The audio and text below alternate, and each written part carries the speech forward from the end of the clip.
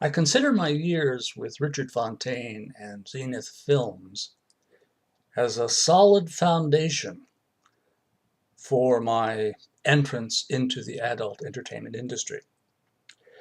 As the electric yo-yo boy danced from coast to coast, I was fortunate enough to meet many theater owners and make contacts along the way.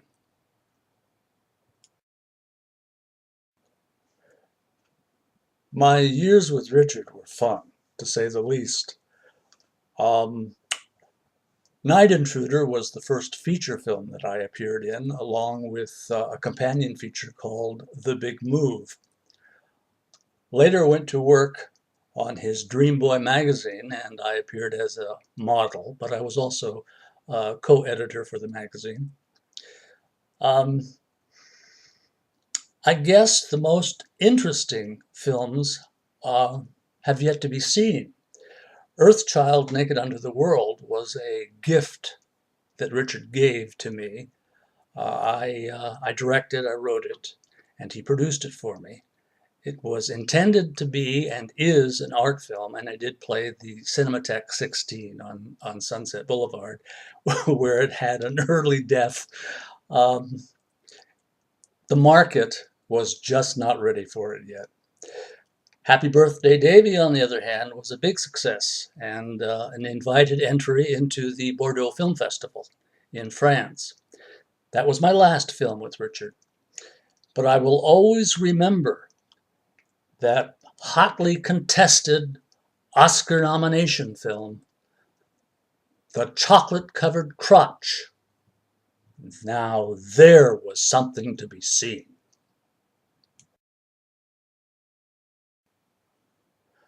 Boylesque started in the garage and was a labor of love between my partner, William Mann, myself, a dear friend from San Francisco State College, Larry Allen Phillips, and a professor of San Francisco State College, Mr. Hugo Melchione.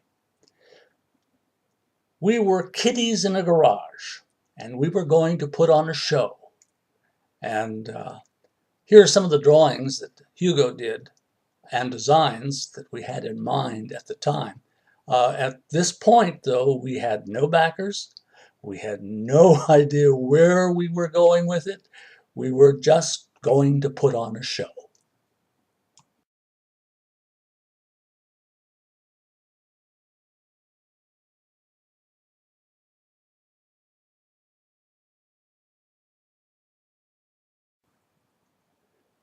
We did a series of private parties at the house on Alfred Street, looking for interested parties.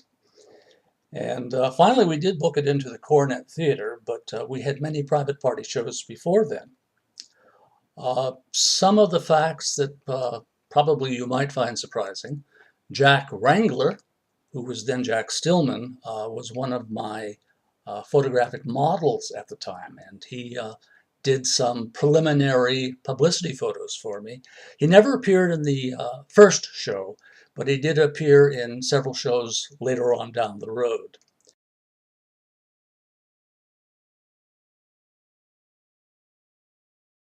And there were many later on shows down the road. Leather and Levi Guys was a Boylesque production. Then I went back to New York and did Boylesque at the Eros One Theater. And then I returned to the West Coast and did some more. And here's some flyers of the day, and that'll give you an indication of how it all took place.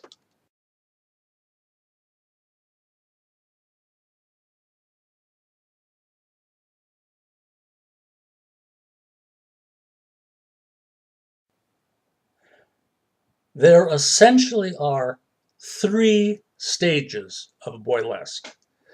There's the original Boylesque concept, and then we moved to the Burley Tool review in New York City. And then on returning to the West Coast, my major thrust into the X-rated industry, the Sex Machines Company. And that was the company, and I'm proud to say it, and I'm sorry he's not here to enjoy this, but Jack Wrangler was my star. And all I can say is, God bless Jack Wrangler.